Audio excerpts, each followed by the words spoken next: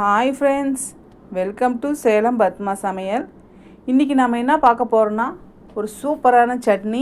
நம்ம இட்லி தோசைக்கு எப்பவும் சாம்பார் தேங்காய் சட்னி அரைக்கிறது, இந்த மாதிரி செட்டிநாடு ஸ்டைலில் ஒரு கார சட்னி அரைச்சி பாருங்கள்.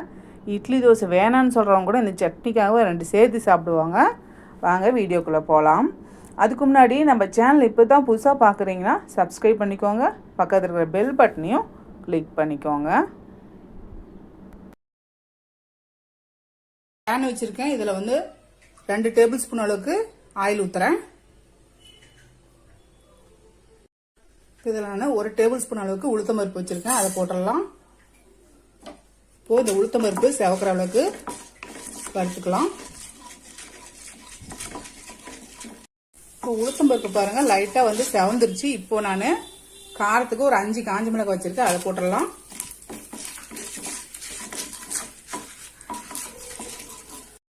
ஒரு 5-6 பல்லு பூண்டு வச்சிருக்கு, அது போடலாம். 1/2 இன்ச்சு அளவுக்கு இஞ்சி கட் பண்ணி வச்சிருக்கு, அது போட்டுக்கலாம்.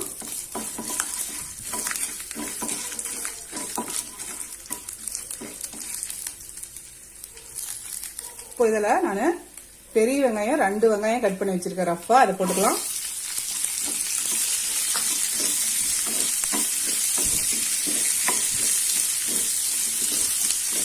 வெங்காயம் கொஞ்சம் நல்லா வதக்கிக்கலாம். கொஞ்சமாக கருவேப்பிலை போடுறேன், இதையும் போட்டு நல்லா வதக்கிக்கலாம்.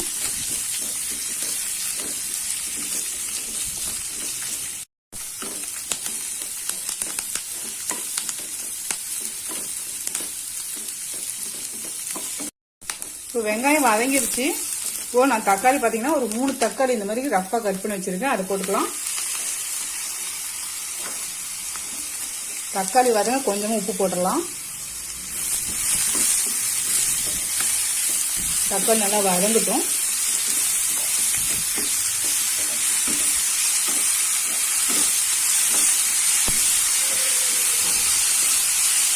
இப்போ தக்காளி வதங்கிருச்சு.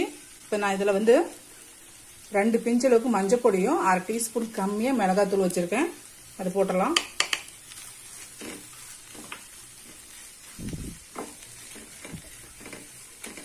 இது 1 நிமிஷம் வதங்கட்டும்.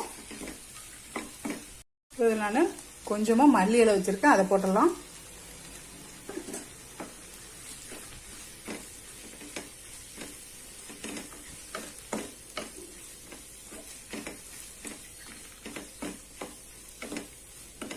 இப்போ ஸ்டவ் ஆஃப் பண்ணிடலாம்.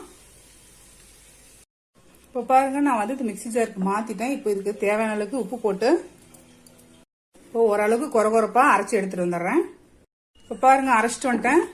சட்னி இந்த அளவுக்கு இருக்கணும், ரொம்ப நைஸாகவும் இருக்கக்கூடாது, ரொம்ப குறப்பு இல்லாமல் இந்த மாதிரி அரைச்சாச்சு. இப்போ இதுக்கு தாளிப்பு கொட்டிக்கலாம்.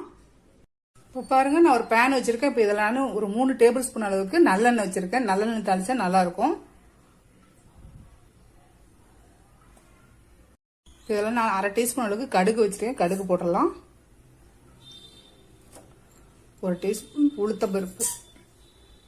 இப்போ உளுத்தம்பருப்பு செவந்துருச்சு. இப்போ நான் 2 காஞ்ச மிளகாய் வச்சிருக்கேன், அதை போட்டுடலாம். 1/4 டீஸ்பூன் கம்மியாக பெருங்காயப்பொடி,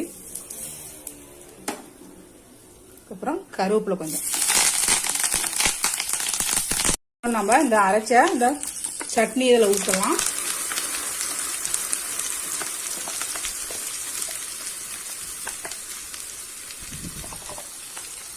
இப்போ இந்த சட்னியை ஒரு நிமிஷம் வதக்கினா போதும், ரொம்ப வதக்க தேவையில்லை.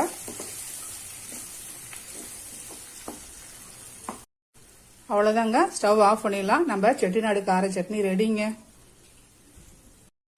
இப்போ பாருங்க, நம்ம செஞ்ச இந்த செட்டிநாடு கார சட்னி ரெடி ஆயிடுச்சு. இது கொஞ்சம் டிஃப்ரெண்ட் டேஸ்டா நல்லாவே இருக்கும், நீங்களும் ட்ரை பண்ணி பாருங்க. இந்த வீடியோ உங்களுக்கு பிடிச்சிருந்தாக்கா லைக் பண்ணுங்க, ஷேர் பண்ணுங்க, கமெண்ட் பண்ணுங்க. பாருங்க, நம்ம செஞ்ச இந்த செட்டிநாடு கார சட்னி ரெடி ஆயிடுச்சு. இது கொஞ்சம் டிஃப்ரெண்ட் டேஸ்டா நல்லாவே இருக்கும், நீங்களும் ட்ரை பண்ணி பாருங்க. இந்த வீடியோ உங்களுக்கு பிடிச்சிருந்தாக்கா லைக் பண்ணுங்க, ஷேர் பண்ணுங்க, கமெண்ட் பண்ணுங்க.